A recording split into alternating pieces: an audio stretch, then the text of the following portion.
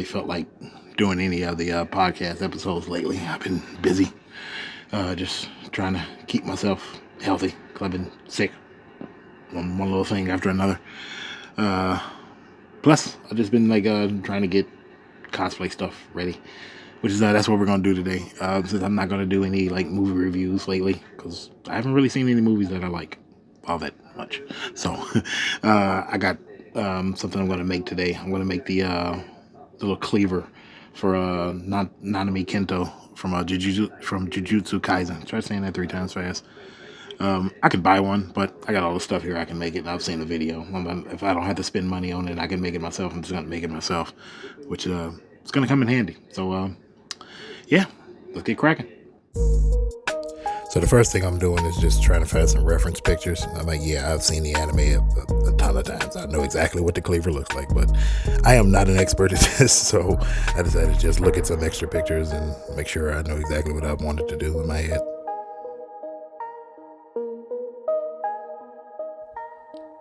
After that, I did a small rough sketch and then put some measurements on it.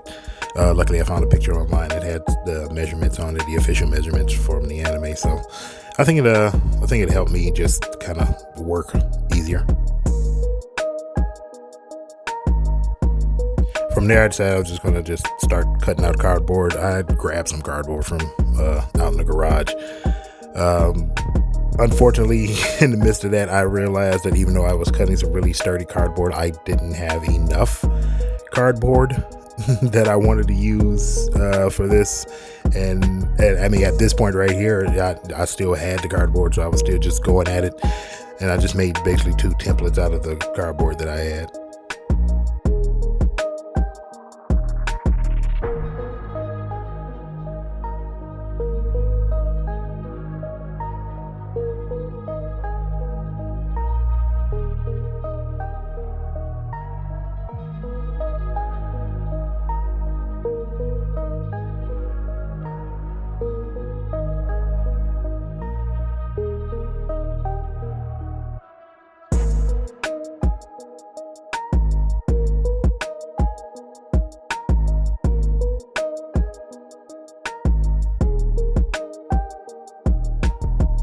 And this is where everything started to go off the rails, directly away from the plan that I actually had in the first place. Once I realized that I didn't have enough cardboard to make it as thick as I wanted it to be, I just decided to use some leftover EVA foam that I had. I want to say this was 2mm EVA foam. I want to say that's what this was. Don't get mad at me. I cannot remember. I've had it for a while and I can't remember exactly the thickness of it, but yeah, I just started cutting up EVA foam and said, hey, I'll just stack some pieces on top. So the cardboard pieces that I did cut out, I just used them as templates for this. I have to admit, after making my wife's Dark Magician Girl wand and after making this, I realized why so many people love EVA foam. The stuff is just sturdy enough to hold up to pretty much any type of pressure, and it comes together really well. It cuts really easy. So if you're not using EVA foam, I suggest you get into using it. So all I'm doing is just trying to mark out where the handle is going to go. So I'm basically holding the EVA foam layers and the cardboard template layers that are going to be on the outside together so I can mark off where the handle is going to slot in when I start gluing everything together.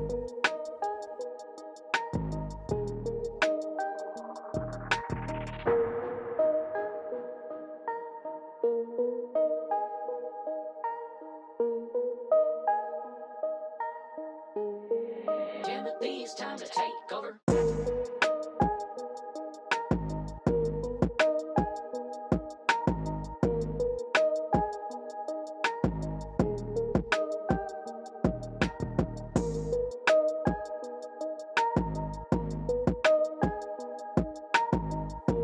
So yeah, there it is. Slot works. So handle goes right in. The handle wound up being an old spatula I was getting ready to throw away. So lucky me, I had that already on hand. So if you got some leftover junk, kind of don't throw it away. Just toss it in the box, save it for later.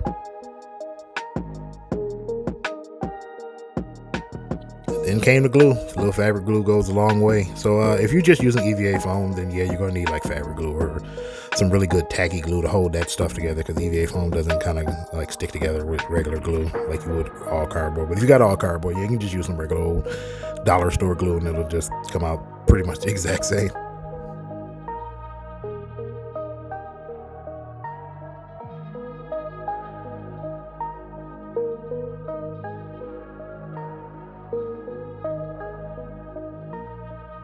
And yeah, I used a ton of glue before I pressed everything together. I was making sure this damn thing was never going to break.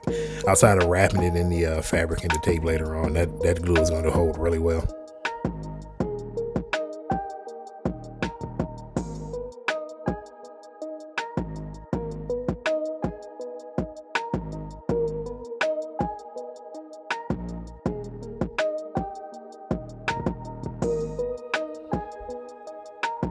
And before you ask, yes, this is my bar. That's why I have a bottle of rum and that's a bottle of whiskey. I'm sitting on top of it to hold it down while the glue dries. And after a one-piece time skip, here's everything all wrapped in athletic tape and drawn on and colored in, and it's ready to go. I didn't have to buy anything. I had every single thing I needed just sitting around the house. I used EVA foam instead of using all the cardboard because I didn't have enough cardboard for the thickness I wanted. So I wound up throwing some EVA foam in the middle of the 2 pieces of cardboard I cut out and just used those 2 pieces for templates to cut the EVA foam the way I liked it. That's probably why this took a little longer than I thought it was going to. It took me grand total of 6 hours, but that's because I had to let the glue between the EVA foam dry. If you use all cardboard, it is not going to take anywhere near that much. I let the glue dry overnight to make sure it was nice and not sticky, so I can keep going. If you're just using regular glue and cardboard, it'll take an hour and a half to do all of this together. If you don't have a old spatula handle like I did, the person I saw do it, she used a cut-off handle of a milk container, of a 1-gallon milk container, stuck a wood dowel through and did the exact same process I did here with all this other stuff. So you can do that as well. It'll come out looking pretty much exactly the same. But yeah, didn't have to buy anything. If you have to buy anything, most likely you'll have to buy the athletic tape, the white athletic tape that I used. And then if not, just use an old cut-up t-shirt, white t-shirt. Just use what you have around the house. That's the whole point of this. Don't spend any money if you don't have to. Just use what you got, and I'm pretty sure you can come up with something pretty much exactly the same. But yeah, have fun, and I'll see you all in the next one. Peace.